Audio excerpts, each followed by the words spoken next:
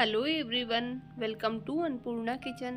आज हम बनाएंगे तिल गुड़ के लड्डू जो सिर्फ 10 मिनट में बनकर तैयार हो जाते हैं। और साथ में ही कुछ टिप्स और ट्रिक्स भी मैं आपको बताऊंगी जिससे आपके लड्डू ना तो सख्त होंगे और ना ही चिपकेंगे। बिल्कुल परफेक्ट लड्डू बनाने का तरीका मैं आपके साथ में शेयर करूंगी, तो आप इस वीडियो को बिना स्किप किए हुए एंड तक जरूर देखिएगा।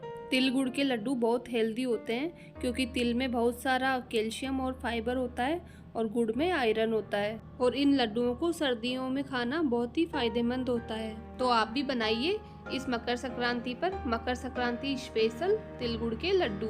और रेसिपी पसंद आए तो एक लाइक और कमेंट करना मत भूलिएगा, और वीडियो को अपनी फैमिली और फ्रेंड्स के साथ में शेयर जरूर कर दीजिएगा। तो चलिए बनाते हैं तिल गुड़ के लड्डू।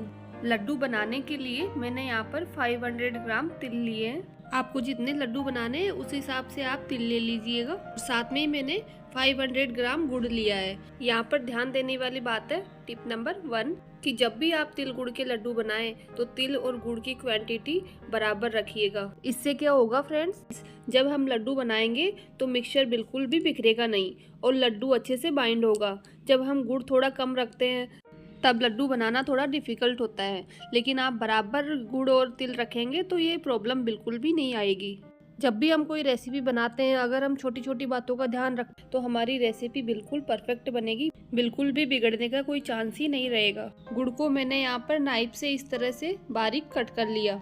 इससे क्या होगा, जब हम लड्डू के लिए गुड़ की चाशनी बनाएंगे तो गुड़ जल्दी से मेल्ट हो जाएगा और इसमें कड़वापन बिल्कुल भी नहीं आएगा। और साथ में 4 चम्मच डेजिकेटेड कोकोनट पाउडर लिया है। अगर आपके पास में ड्राई कोकोनट है तो उसे क्रश करके भी आप ले सकते हैं। इसे डालना बिल्कुल ऑप्शनल है, आप डालना चाहें तो डालिएगा, नहीं तो स्किप कर सकते हैं। लेकिन मैं पर्सनली बताऊं तो अगर आप इसे डालेंगे तो लड्डू का टेस्ट बहुत ज़्यादा बढ़ जाएगा। अब एक कढ़ाई लेंगे और तिल को इसमें डालकर लो फ्लेम पर करीब 3 से 4 मिनट तक रोस्ट करेंगे। टिप नंबर 2, जब भी आप तिल को रोस्ट करें तो गैस की फ्लेम लो रखिएगा। इससे तिल जलेगा नहीं और अंदर तक अच्छे से सिकेगा।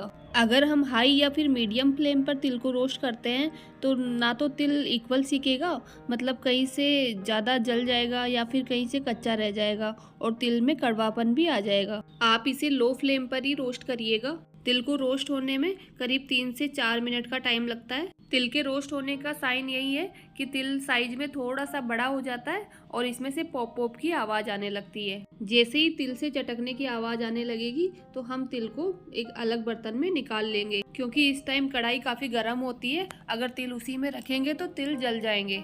अब तिल को रोस्ट होते हुए करीब 3 से 4 मिनट हो गए और तिल का हल्का सा कलर भी चेंज हो गया और इसमें से चटकने की आवाज़ भी आने लगी है। तो इस स्टेज पर हम तिल को बाहर निकाल लेंगे।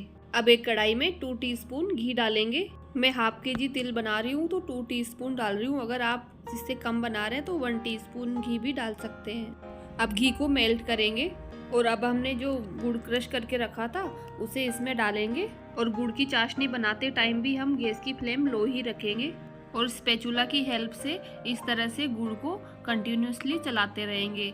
ऐसे करने से गुड़ जल्दी से मेल्ट हो जाएगा और चाशनी तले से लगेगी नहीं। और टिप नंबर 3, जब भी आप तिल गुड़ के लड्डू बना रहे हो तो चाशनी में आप पानी का बिल्कुल भी यूज मत करिएगा। अगर आप चाशनी में पानी डालते हैं तो लड्डू सख्त बनेंगे और इनकी सेल्फ लाइफ भी कम होगी, क्योंकि लड्डू में हल्का सा मॉइस्चर रह जाता है और लड्डू के जल्दी से खराब होने का भी डर रहता है। और अगर आप सिर्फ घी में ही चाशनी बनाएंगे तो आप इन लड्डुओं को करीब 2 से 3 महीनों तक स्टोर करके भी रख सकते हैं।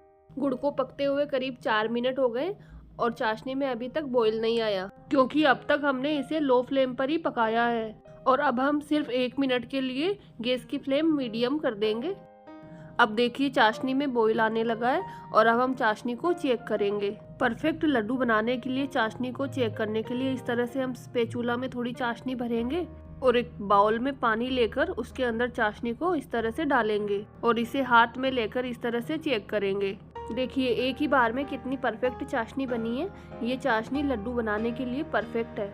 अगर चाशनी पानी में मेल्ट हो रही है तो उस स्टेज पर हम चाशनी को कुछ सेकंड के लिए और पकाएंगे, और इससे ज़्यादा हमें चाशनी को बिल्कुल भी नहीं पकाना, नहीं तो लड्डू हमारे सख्त बनेंगे। देखिए ये चाशनी बिल्कुल भी हाथ में चिपक नहीं रही है और बहुत ही सॉफ्ट चाशनी बनी है। बिल्कुल ऐसी ही चाशनी हमें बनानी है। अब चाशनी में रोस्ट किए हुए तिल और कोकोनट पाउडर को डालकर मिक्स करेंगे और इस टाइम भी गैस की फ्लेम लो रखेंगे और इसे कंटिन्यू चलाते हुए मिक्स करेंगे।